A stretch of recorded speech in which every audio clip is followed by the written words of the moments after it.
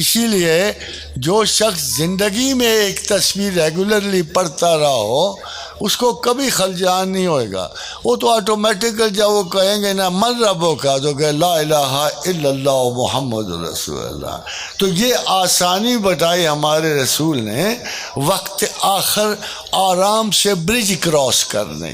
قبر برج ہے نا، زندگی اور موت اور اگلی زندگی، اس کے درمیان جو برج ہے اس کو ہم موت کہتے ہیں. It's bridging. یہ بڑی ضروری ہے. آپ کو پتہ ہے مرنا بہت ضروری ہے، کیونکہ مرنے کے بغیر آپ جنت تو بالکل ہی نہیں جا سکتے، بالکل نہیں جا سکتے ہو جنت میں. یہ جسم وہاں چل ہی نہیں سکتا. مصیبت یہ ہے کہ یہ باڈی لے کر اگر ہم جنتی بھی ہوں تو جنت میں مقام نہیں پا سکتے. تو اس لیے اللہ کے رسول کا ارشاد ہے کہ یہ تسبیح پڑھا کرو لا الہ الا اللہ محمد رسول اللہ. اتنے آٹومیٹک ہو جاؤ گے کہ جو ہی قبر تک جاؤ گے فرشتے منہ سے نکالیں گے نہیں من ربوں کا، تو آپ کہو گے لا الہ الا اللہ محمد رسول اللہ. اللہ آپ کو برکت دے گا، مسلمان ہونے کا فائدہ ہوگا، محمد رسول اللہ کے متبعین ہونے کا فائدہ دے گا.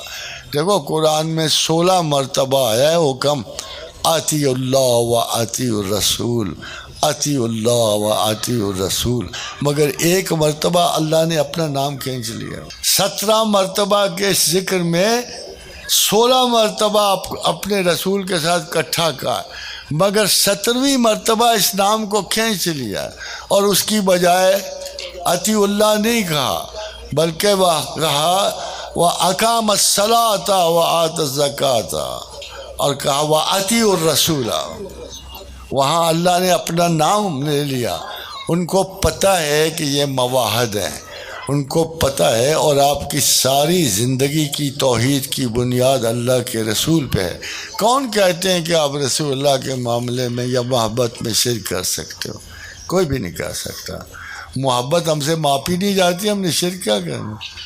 ہمارے پاس لفظ نہیں ہے کہ اسٹیٹس آف دی پروفٹ کو بیان کریں. ہماری تو مثال چھوڑ دو، ہم تو ماننے والے ہیں. ان کافروں کو مثال دو کہ جب وہ بندوں کو کمپیئر کرتا ہوا تھامس کارلائل آیا نا تو اس نے کتاب لکھی ہیروز اینڈ ہیروز ورشپ. تو اس کا اپنا پروفٹ موجود نہیں تھے؟ کیا بدا موجود نہیں تھے؟ کیا باقی انبیاء موجود نہیں تھے؟ مگر اس کی سینس آف جسٹس نے کہا کہ جسٹ فل اپروچ یہ ہے کہ Muhammad is the hero of the heroes and heroes amongst the prophets. Muhammad کے علاوہ کوئی پروفٹ جو ہے اس درجہ تکمیل تک نہیں انسان کو پہنچا سکا جتنا آپ کے پروفٹ نے پہنچایا. پھر ایک اور کتاب آ گئی، اس کتاب کا 100 گریٹ مین اور سارے لوگوں کی بزرگی کو کمپیئر کرتا چلا آیا. مگر جب آخر میں پہنچتا ہے تو کہا ہے کہ اگر کوئی بڑوں سے سب سے بڑا، بزرگوں میں سب سے بزرگ، عزت والوں میں سب سے بڑی عزت والا، دانش و عقل میں سب سے محترم، سب دانشوروں سے محترم ترین محترم ہے تو وہ محمد الرسول اللہ. ہم نے کیا تعریف کرنی؟ کافر تعریف کر رہا ہے، مشرک تعریف کر رہا ہے، ظالم تعریف کر رہا ہے، مظلوم تعریف کر رہا ہے. اسی لیے دیکھو خدا نے کہا، جب خدا نے نام لیا تو اسمہ احمد کہا کہ یہ واحد انسان تھا، نسل انسان میں، بنی آدم نے، جس نے ایسی تعریف کی اللہ کی کہ اللہ ان سے راضی ہوا. اور یہی وہ واحد معزز ترین شخصیت ہے کہ جس کو زمین پر اس نے اسم محمد کا لقب دیا، یعنی تعریف کیا گیا.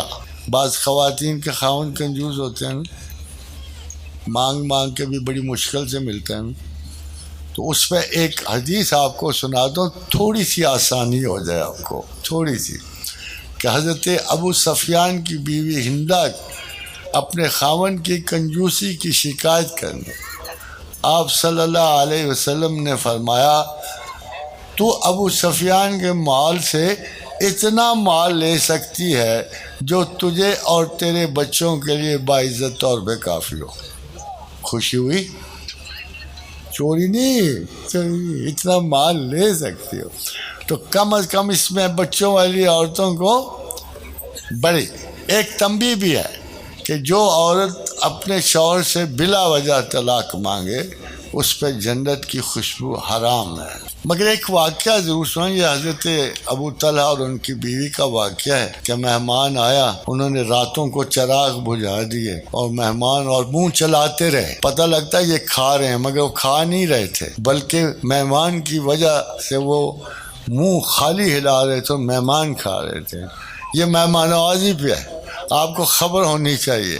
اور وہ یہ ادا اللہ کو اتنی پسند آئی اور فرمایا وہ ترجیح دیتے ہیں اپنے نفسوں پہ دوسرے اصحاب کو، اگرچہ وہ خود بھی فاقہ میں ہوں، اور جو اپنی طبیعت کے بخل سے محفوظ رکھا گیا سو ایسے ہی لوگ فلاح پانے والے۔